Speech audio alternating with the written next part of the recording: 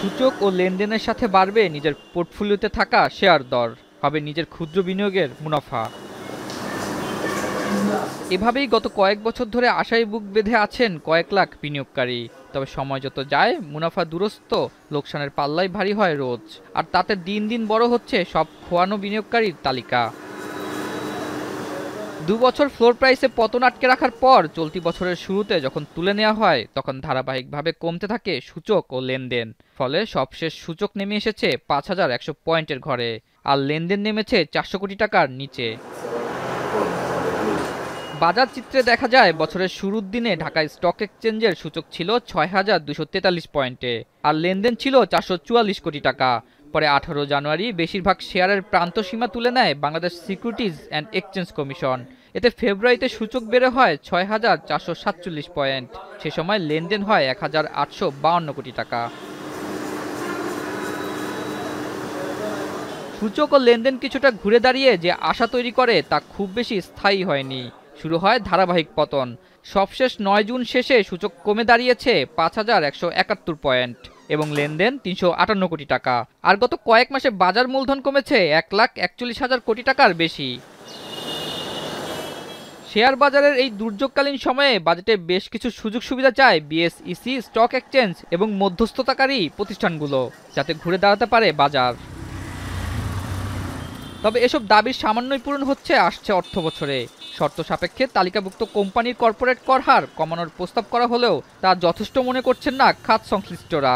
বরং কমানোর বিপরীতে প্রস্তাবিত বাজেটে নতুন কর আরোপ বিনিয়োগকারীদের আস্থার সংকট বাড়াবে বলে মনে করছেন অনেকে। বাজেটে যে প্রস্তাবনা আসতে যাচ্ছে আমরা সেটা দেখতে পাচ্ছি যে পুঁজিবাজারের বিনিয়োগকারীদের অবস্থা এমনিতেই খুব খারাপ, এবং তার উপরে যে জিনিসটা পুঁজিবাজার ইটসেলফ খুব একটা ভালো পজিশনে নাই। তারপরেও আমরা দেখতে পাচ্ছি সরকার একটা প্রস্তাবনা আনতে যাচ্ছে যে ৫০ লক্ষ টাকার বেশি যদি কারোর ইনকাম হয় পুঁজিবাজারে, সেক্ষেত্রে ১৫% গেইন ট্যাক্স দিতে হবে। গেইন ট্যাক্সের চেয়ে বেশি এখন একটা কনফিডেন্সের যে ঘাটতি আছে বিনিয়োগকারীদের মাঝে, সেই জিনিসটা আরও নিচে তলানিতে চলে যাবে। প্রতি বছর বাজেটে শেয়ার বাজারের জন্য যেসব দাবি জানানো হয় তার বেশিরভাগই থাকে কর ছাড় নিয়ে, কারণ প্রতিষ্ঠানগুলো মনে করে ভালো কর সুবিধা দেওয়া হলে বাজারে গতিশীলতা আসবে। অথচ বিশ্লেষকরা জানান বর্তমান পুঁজিবাজার যে নেতিবাচক অবস্থায় রয়েছে তার বড় কারণ হচ্ছে আস্থা ও সুশাসনের ঘাটতি। সেক্ষেত্রে সংকট ও সমস্যার সমাধান না করে শুধু কর ছাড়ে বাজার কতটা ভালো হবে? সিডিবিএল এর সবশেষ তথ্য মতে বর্তমানে ১৩,২২,৮৮৬টি সক্রিয় হিসাবের মধ্যে কোটিপতির সংখ্যা ১৪,০০০। এসব কোটিপতির অধিকাংশ তালিকাভুক্ত কোম্পানির পরিচালক। তারাই শুধু ৫০ লাখ টাকার উপরে মুনাফা করে। ফলে ক্যাপিটাল গেইনে কর আরোপ সাধারণ বিনিয়োগকারীদের উপর প্রভাব পড়বে না বলে মনে করেন বিশ্লেষকরা। বাজেটের যে চাওয়াটা যে অংশীজনরা চায় তারা কিন্তু দীর্ঘদিন শুধু চেয়ে যাচ্ছে, বাজারকে কি দিচ্ছে এই প্রশ্নটা তাদেরকে রাখতে কিন্তু তারা কোনো উত্তর দিতে পারে না। কারণ আপনি যদি ব্যাপারটা খেয়াল করে দেখেন, প্রতিবারই যখন তারা বিভিন্ন বাজেট আসার আগে দাবি নিয়ে যায়, সব দাবি দাগে কিন্তু তাদের কেন্দ্রিক, সাধারণ বিনিয়োগকারীর পক্ষে কখনো তারা কিছু বলে না। এছাড়া বাজেটে ক্ষুদ্র বিনিয়োগকারীদের নামে যেসব সুবিধা চাওয়া হয় তা শুধু প্রতিষ্ঠান ও বড় বিনিয়োগকারীদের জন্য। তাই ক্ষুদ্র বিনিয়োগকারীদের জন্য বাজারে আস্থা ও সুশাসন নিশ্চিত করতে হবে বলে জানান তিনি।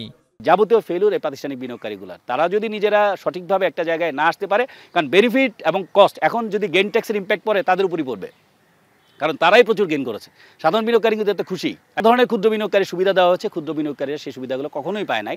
এটা কিন্তু সেই বড় চক্র যারা আছে তারাই নিয়ে নেয়। তাই আমি মনে করি সত্যিকার অর্থে যদি গভর্নমেন্ট চায় এই মানে ক্ষতিগ্রস্ত বিনিয়োগকারীর উপকার করবে, তাহলে সরাসরি যারা ক্ষতিগ্রস্ত তাদের মাধ্যমে এদের অ্যাকাউন্টটাকে নিয়ে তাদেরকে যে সহায়তা লো রেটে যদি দেয়, সেই ধরনের কোনো প্রণোদনা যদি দিতে পারে, তাহলে হয়তো যে প্রান্তিক জনগোষ্ঠী বা ক্ষুদ্র যে বিনিয়োগকারী ক্ষতিগ্রস্ত হচ্ছে তাদের উপকার হবে। বাজারে আস্থা ও সুশাসনের যে সংকট, কর সমস্যা তার একটা বলে মনে করছেন ডিএসইর চেয়ারম্যান। পুঁজিবাজার একটা এমনিতেই সেন্সিটিভ লোকেশন, যেহেতু অস্থির। এই মুহূর্তে আমি মনে করি সরকার পুঁজিবাজারের জন্য বা আমাদের বাজেটে এবার পুঁজিবাজারের জন্য যেটুকু হয়েছে এটা আসলে খুব আমি মনে করি না যে খুব সাফিসিয়েন্ট পর্যায়ে হয়েছে। কর যে কোনো ইস্যু না, এটা আমি মনে করি এটা সঠিক না। হয়তো অন্যান্য আনুষঙ্গিক অন্যান্য বিষয়গুলোর সাথে এটাও একটা অন্যতম উপকরণ, কারণ সকলে চায় যে একটা সুন্দর মানে কত সহজ পন্থায় এই অস্থির অবস্থায় তারা ফিরিয়ে এসে আবার পূর্বের অবস্থায় ফিরে যেতে পারে। সেই জায়গায় করটাকে যদি আমরা মনে করি সেটা যদি জনগণের জন্য, পুঁজিবাজারে বিনিয়োগকারীদের জন্য যদি আমরা সেটাকে সহনীয় পর্যায়ে রাখতে পারি, তাহলে পুঁজিবাজার আমরা মনে করি যে একটা সহনশীল এবং স্থিতিশীল অবস্থায় যেতে পারবে। পুঁজিবাজারের খারাপ সময়ে প্রাতিষ্ঠানিক বিনিয়োগকারীরা কখনোই এগিয়ে আসে না, বরং তাদের ভাবনায় থাকে ব্যক্তিগত সুবিধা। তাই বাজার ভালো করতে সঠিক সময়ে প্রয়োজনীয় পদক্ষেপ ও স্টক এক্সচেঞ্জের ক্ষমতায়ন নিশ্চিত করার কথা জানান বিশেষজ্ঞরা। আতাউর নিয়ন, এখন, Dhaka. Lily Lemon Face Wash. Lily, always beautiful.